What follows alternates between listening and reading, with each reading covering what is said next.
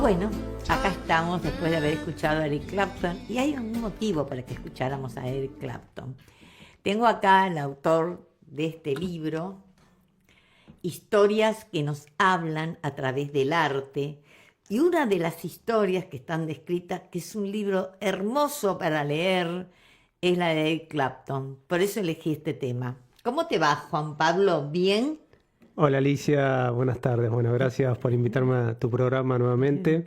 Sí, un Y gusto, bueno, un gusto. y por las palabras que tenés para el libro, que bueno, es mi primer libro que escribí en torno al arte y psicoanálisis y ahora estoy trabajando ya en un segundo libro Qué bárbaro. que va a tener también que ver con la historia y el psicoanálisis. Ah, mira, claro, porque vos sos psicólogo y psicoanalista, pero se ve que te gusta leer mucho, que sabes mucho de historia, ¿verdad? Me gusta, Y aparte el sí, arte te gusta. sí, el arte siempre me gustó en todas sus expresiones, desde la pintura, desde bueno, la literatura, la escultura, todas las formas en que el hombre puede expresar aquellas Claro. cosas que siente en colores, en figuras, en sonidos, en palabras. Siempre fue algo que me interesó mucho y sobre todo también me interesa investigar las historias que hay detrás de todas esas Claro, ¿qué les creaciones. pasaba, no, a esos artistas Claro. para hacer sus obras? Yo lo asemejo mucho este libro a los libros que escribe López Rossetti, que él escribe desde su profesión, que es la de medicina. No sé si leíste algo de él, algún libro de él, Lo porque vos conozco, pero no lo leí ningún conocés, libro en porque vos particular, sí. trabajaste en el Hospital de San Sí, Isidro sí, de ahí y lo él trabaja ahí. conocía. Hice la concurrencia en el hospital, sí. Ah, mirá, qué bárbaro. Bueno, él justamente escribe, a mí me apasionan, ¿no? Esas historias que tienen, o sea, los libros que tienen que ver con la historia.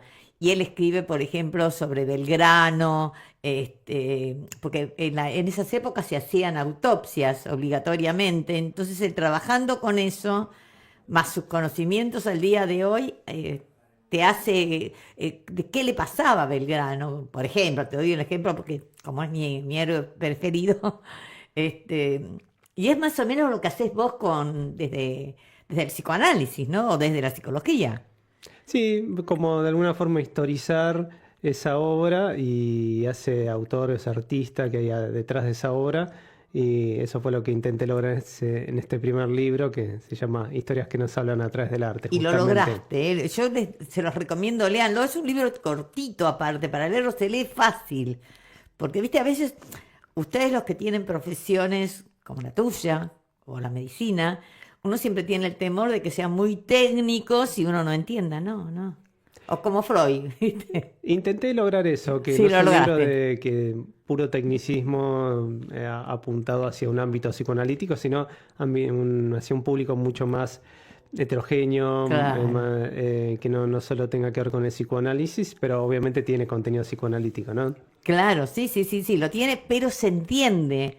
Porque de repente, si vos usás mucho lo técnico, no llegás. Es como leer a Freud, ¿viste? Yo cuando leí por primera vez a Freud dije, este hombre es médico y lo entenderé y lo entendí. Era un genio, ¿viste? Bueno, vos también.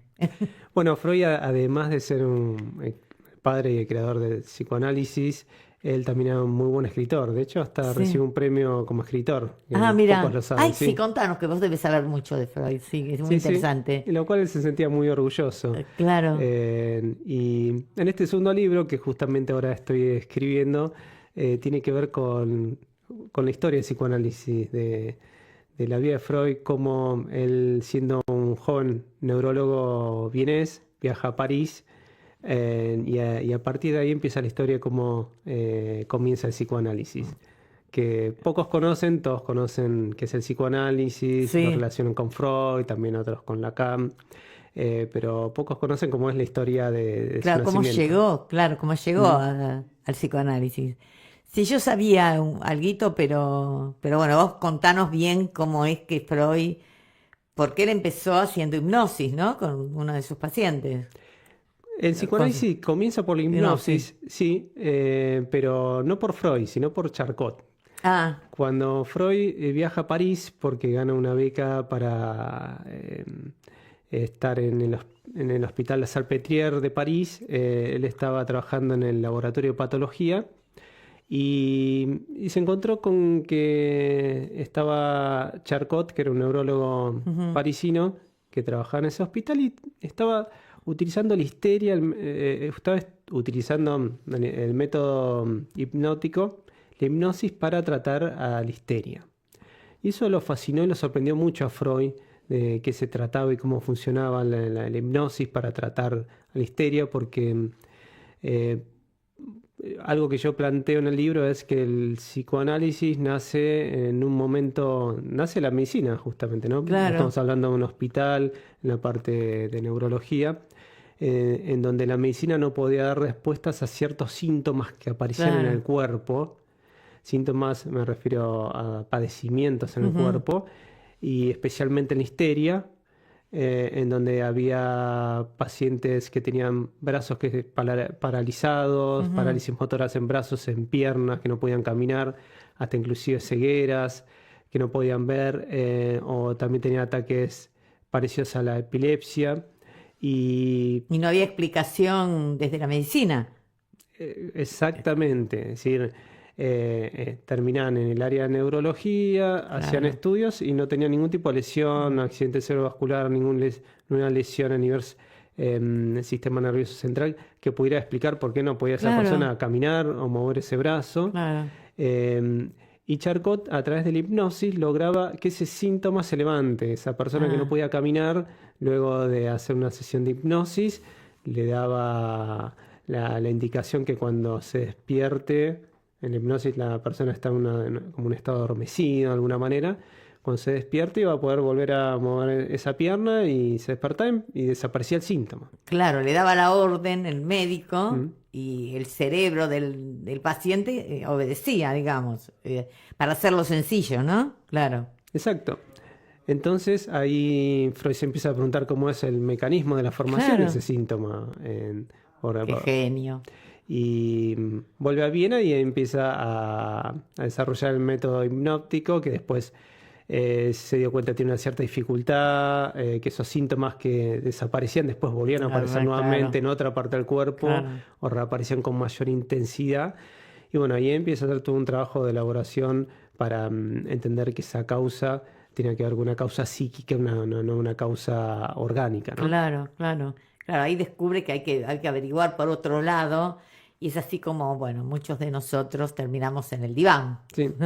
Descubre que hay que empezar a escuchar al paciente, que el Claro, paciente tenía algo para decir en su discurso y en esa escucha, en eso que tenía para decir, se podía empezar a descifrar un síntoma. Ese síntoma que nosotros decimos un padecimiento puede ser, en la histeria se da en el cuerpo, pero en la neurosis obsesiva se da más en el pensamiento. claro, Son distintas formas de padecimientos que aparecen en la persona, que se repiten con una insistencia y que insiste. Y atrás de esa repetición, esa insistencia, Freud descubre que, bueno, tiene que ver con un sentido desconocido para la persona, para el sí, sujeto, y que también, paradójicamente, en ese sufrimiento, en ese padecer, hay una satisfacción oculta, ¿no? Que de alguna manera es una satisfacción paradójica porque es como pensar en el sufrimiento que hay una claro, cómo satisfacción. puede producirte placer y no, qué bárbaro. Y es así como se empezó a trabajar con el diván inclusive, ¿no? Este, Freud comienza a trabajar con el diván, él lo dice en uno de sus escritos, primero porque se le dificultaba estar tantas horas con tantos pacientes sosteniendo la mirada del mira, eso no paciente, sé, mira, y personalmente a él, interesante. él solo le generaba un obstáculo, entonces el diván permitía poder trabajar de otra manera sin tener que estar tantas horas sosteniendo la mirada con tantos pacientes. Y después, por otro lado, el diván lo que permite es que no influya la comunicación, lo que ahora se llama la comunicación no verbal, Ujú. todos los gestos que pueda hacer el analista cuando está escuchando al paciente no pueden influir en lo que está diciendo el paciente, ¿no? Claro, y Y se aparte, trabaje solamente con la palabra. claro, pero y tiene algo que ver, porque es lo que yo recuerdo, pues yo hice diván, el hecho de que vos te acostás y mirás al techo y de repente lo que sale, sale y el profesional va tomando nota y va haciendo así un diagnóstico. ¿Estoy equivocada? No, está muy bien lo que decís, porque en el diván, cuando se pasa al diván, es un momento del análisis en donde comienza el verdadero análisis, que es Claro, trabajar con la asociación libre. ¿Y la claro. asociación libre qué quiere decir? Que el paciente tenga que decir todo lo que se le viene Lo a que la cabeza surge. sin suprimir ni diferenciar si algo es importante de algo no Claro. importante, si algo le da vergüenza decirlo o no. Es decir, todas las asociaciones de que se le vengan ocurriendo lo tiene que decir. Y eso es la regla fundamental del psicoanálisis con la que se trabaja, que es la asociación libre, y por el otro lado, desde el lado del analista, la atención flotante, que es a todo lo que se le dice al paciente, se le da la misma importancia Claro. y se lo escucha de una manera, como una escucha particular. Claro, inclusive, por lo menos te cuento lo que me pasó a mí, que me llamaba la atención, es que vos te quedás callado y el analista no habla. O sea, vos, lo que surge, surge.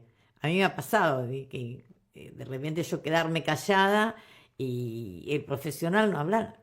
Horrible, horrible. Bueno, a veces con los silencios el analista Claro, también hace intervenciones. En el silencio también es una forma de decir algo. Eh, pero yo creo que eso también ha influido de alguna manera negativamente en la representación social que se hace del psicoanálisis de un analista que habla muy poco, muy callado.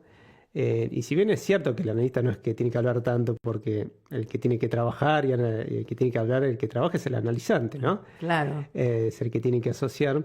No necesariamente el psicoanálisis tiene que ver con un analista que habla poco, interviene poco, no necesariamente tiene que ser así. Pero eso desde el vamos o es algo que con el paso del tiempo se fue tomando como una realidad de que el profesional puede intervenir, o no hay una regla, pero debe ser muy difícil el ejercicio de la profesión de ustedes. Sí, también hay estilos, ¿no? Ah, o Como, estilos, claro. como todo, ¿no? Las personas somos distintos, los analistas también. Algunos tienen un estilo de intervenir más con más interpretaciones, Ujú. otros con menos interpretaciones, pero no necesariamente el psicoanálisis, la escucha del psicoanálisis tiene que ver del lado del analista con hablar poco o estar muy callado. Claro, esa cosa, porque Eh, esa cosa se torna hasta impersonal y a veces depende de la persona, ¿no? A veces uno necesita un poquitito el mimo, ¿viste? Y la palabra, o de repente uno entra en llanto y no sabes por qué, y está bueno quizás que el sí, profesional, ¿no? Te diga algo, te acompañe. sí. Y a veces también es como se ha leído erróneamente a Freud cuando da indicaciones sobre el analista tiene una posición de neutralidad y abstinencia, y muchos lo toman literalmente de una manera que no tienen que reunir poco, que afectivamente no tiene que haber intervenciones afectivas o relaciones con el Sí. paciente analizante, pero eh, creo que eso es una mala lectura que se hizo durante mucho tiempo de indicaciones de Freud en torno a la neutralidad, la abstinencia, Claro. que ha llevado también de Lacan, a veces habla de la posición del analista como la posición del muerto, en donde algunos analistas lo llevan al extremo y creo que eso le hace mal a la práctica. Y sí, porque de repente, inclusive la postura, ¿no? Porque vos estás acostado en el diván, el profesional está detrás tuyo, vos no lo ves, y de repente se producen silencios y no interviene, y es como estar solo. No sé, eso puede ser que dé lugar a que uno largue muchas más cosas, o no, Sí, usted, o no. y bueno, a cada analizante con su silencio se le representará de una manera y otra, ¿no? Sí, Eso también va según cada analizante. Hay analizantes que nunca se quedan en sí. silencio. Ah, no, a mí me ha tocado quedarme en silencio mucho tiempo y no me gustaba, no me gustaba, me producía mucha angustia, ¿viste? He llorado mucho en mis terapias. Después ya en la última parte de mi vida, yo hice muchos años, ya el frente a frente es otra cosa. También depende de que ustedes, los profesionales, no establecen vínculos, creo, así afectivos no con sus pacientes, o no lo demuestran, por lo menos, Bueno, o no Freud deben. da una indicación muy clara respecto de eso. Es decir, uno como analista puede atender a un amigo, puede atender a un familiar. ¿Puede? ¿Sí? Puede, pero a condición de saber que va a perder ese vínculo de amistad. Reemplaza, o sea, se reemplaza un vínculo por el otro. Exacto. Porque Sí. en algún momento se va a dar, al comienzo del análisis, es la transferencia positiva en donde el analista interpreta, Ujú, el analizante asocia, sí. pero luego aparece la transferencia negativa, esos sentimientos hostil también hacia el analista, que ahí es donde Mira vos. requiere el manejo de la transferencia, donde se ve verdaderamente el analista que realmente está formado Claro. y capacitado para manejar esas situaciones. Entonces, no es que no se pueda analizar a personas cercanas o con las que uno ya O tiene un vínculo, conocidas, viste, que te sino dicen. sabe que puede perder ese vínculo se va Claro, a deteriorar de alguna manera. claro. Por eso es recomendable no hacerlo. Y te hago una pregunta. Ustedes son psicólogos, se reciben y después tienen prácticas cuando se reciben. O sea, como pasa con la medicina, ¿tiene Se puede, especialización o no? sí, se pueden hacer concurrencias, como yo hice en el Hospital de San Isidro, residencias también, rendir el examen Ujú. de residencia. Eso me Sí, expresé, no expresé bien. No, no pregunté por residencia, sí. claro. En el Hospital de San Isidro no había examen de residencia, solo concurrencias se hacían. Y a partir de ahí uno puede ir desarrollando su práctica clínica en el hospital, que para mí fue una experiencia maravillosa, esos años en el Hospital de San Isidro, atendiendo en la guardia, en Claro. interconsulta, Qué y responsabilidad, ¿no? sí, obviamente en los primeros pasos siempre acompañados por otros analistas Claro, de mayor experiencia, pero uno puede ir dando sus primeros pasos, claro. pero no necesariamente hay que pasar por un hospital para poder dedicarse a la clínica. Hay instituciones también Que que facilitan esa facilitan, tarea. ofrecen programas de pasantía en Claro. donde uno al principio puede ir acompañando en las entrevistas de admisión, después también entrevistando y tomando pacientes. Hay diversas formas, digamos, de hacer el recorrido por cada uno por la clínica. Claro. ¿Y vos en este momento estás en consultorio o Sí, sí, sí? sí, sí. Yo, Estás, estás trabajando en consultorio. sí, sí, siempre trabajé en consultorio, no la mayor parte del tiempo porque también durante 18 años me dediqué más a la parte de la psicología aplicada al ámbito laboral, Ah, en capacitación. Y en la parte clínica no me queda a veces mucho tiempo claro. para eso. Y bueno, y a partir de ahora pasaron ya tantos años, dije, bueno, voy a hacer un retorno a la clínica y voy a empezar a dar cada vez más tiempo a la atención en el consultorio, que es algo que siempre me ¿Qué te apasionó gusta? ¿Te y me gusta gusta? mucho, sí. Sí. Sí, siempre me gustó desde los primeros inicios en el hospital. Hasta, bueno, ahora estoy solo con consultorio privado, pero es algo que me apasiona mucho. Ah, mira vos, mira vos. ¿Y cómo estamos con el tema de escribir? Porque aparte tenés que disponer de mucho tiempo, porque esto requiere investigación. Este no es un libro común, señoras y señores.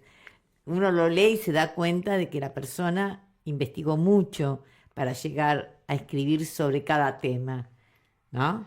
Sí, a veces en este caso, en este libro, lleva más tiempo la investigación que el Claro. sentarse a escribirlo, ¿no? Por ahí no se refleja tanto en la cantidad de páginas que tiene el No, libro, no, pero pero en el el tiempo que contenido llevó, sí, sí. exacto. Y ahora en el segundo libro también, de la misma manera, estoy leyendo los primeros tomos de los escritos de Freud, en donde él empieza de los escritos prepsicoanalíticos, digamos, contar toda la historia de que él viaja a París y lo que comentaba recién, Sí. hasta, bueno, hasta la interpretación de los sueños, que es donde me encuentro en este momento. Ah, bueno, pero hiciste un largo camino porque Sí, muchísimo progresaste. sí. Eran textos que ya había leído, obviamente, en la facultad, Ah, pero ahora sí, pero con me otro, requirió claro, releerlos de otra manera y con más profundidad. claro, exactamente. Y aparte ahora vos tenés que hacer tu propio trabajo sobre esos textos, sobre la vida del maestro, ¿no? Exacto. Sí, El sí. gran maestro. Porque vos, ¿por quién te inclinás? Por ¿Entre quién? Freud, Entre Freud claro, la y... terapia que haces con tus pacientes. ¿Es freudiana, lacaniana? Bueno, yo seguí. Porque viste, uno Sucede elige un así. caminito, Mm. ¿no? Sí, acá en Argentina se escucha mucho de ser lacaniano, en algunos casos hasta freudiano lacaniano, Mm. pero ¿No hay eh, diferencias? bueno, Lacan él decía al final de su enseñanza en una conferencia en Caracas, él dice, ustedes si quieren sean lacanianos, yo soy freudiano. Claro, era su Eh, maestro, era como el porque padre de toda su tarea. sí, todo el trabajo de lectura de Lacan, de sus más de 20 seminarios que dio, siempre estuvo en relación a la obra de Freud. Él nunca se apartó de la obra de Freud. Ah, Cuando Freud muere, por supuesto, su obra queda inconclusa porque la claro, creación del psicoanálisis no fue una creación que tuvo un punto y final, sino que hoy en día se sigue elaborando. Es una claro. terapia, es un dispositivo que desarrolla conceptualmente todo el tiempo. Y cuando Freud muere, se abren como tres grandes formas, tres grandes escuelas de leer a la obra de Freud y de reinterpretarla. La escuela norteamericana, la escuela inglesa y la escuela francesa. ¿Y Y en la, quiénes son, con qué representantes? ¿Quiénes son los y representantes? en la escuela inglesa tenés a Melanie Klein, Winnicott. En la escuela norteamericana tenés a Anna Freud, a Lowenstein, a Hartmann. Y en la escuela francesa tenés por supuesto, que a Lacan. Acá. Y acá en Argentina la mayoría se inclina como en mi caso también, hacia la orientación de la escuela francesa y siguiendo la obra de Lacan. Claro, Pero leer a Lacan no es sin Freud, siempre claro, es leer una nueva exactamente. lectura Era de su gran Freud. discípulo, ¿no? No sé si en su momento Freud lo reconoció así, pero Lacan sí se sentía discípulo de Freud. No sé si él lo dice en términos de discípulo, pero Lacan le manda un trabajo a Freud. Ellos llegaron a ser contemporáneos, Ah, sí, pero Freud sí, nunca, no sé si no llegó a leer el escrito que le mandó, el trabajo que le mandó Lacan, sí. o si no, pero nunca se lo respondió.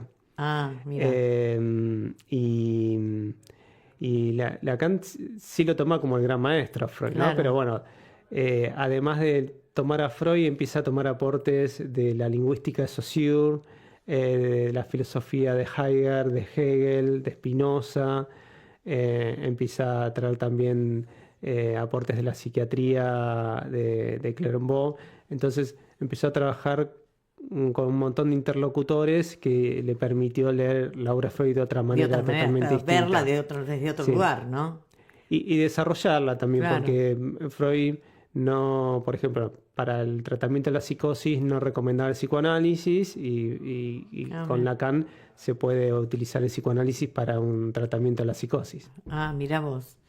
Sí, y aparte en estas épocas, ¿no? No sé qué opinás vos, porque debe haber cambiado mucho todo lo que es el psicoanálisis, ¿no? Y la manera de tratar a los pacientes, porque el hecho de pasar por tantas situaciones a través de las épocas, desde las guerras, las hambrunas, este, hasta las fobias, ¿no? Las fobias me refiero Ujú. sociales, ¿no? Sí. Que abarca a cantidades de pueblos. Eso obliga a que ustedes como profesionales también hayan tenido que ampliar su marco de conocimiento, ¿o me equivoco? No, por supuesto, el psicoanálisis, como toda disciplina, es un marco teórico que está en constante desarrollo y se va repensando, ¿no? Con sus rupturas, sus Ujú. cambios y todo lo que hace a la época actual también lo lleva el psicoanálisis a repensar su forma de ejercer la práctica, ¿no? Claro, Sobre todo en esta época actual postmoderna en donde va en una dirección tan a contramano de lo mm, que son eh, las aspiraciones actuales, ¿no? claro, Si uno piensa en un tratamiento, piensa en algo corto, efectivo, económico, que claro, no la puede gente sí esperar. pide esas cosas, Y el sí, psicoanálisis requiere tiempo de claro, espera. Eso mismo ya lo decía Freud, se lo criticaban a él, que el claro. psicoanálisis duraba mucho tiempo, era una terapia costosa, y él decía que sí, que era así, pero que era necesario poder entender, para poder descifrar un síntoma, es un trabajo de análisis que Claro, lleva un tiempo. claro. Y hoy eso va en contramano, digamos, de las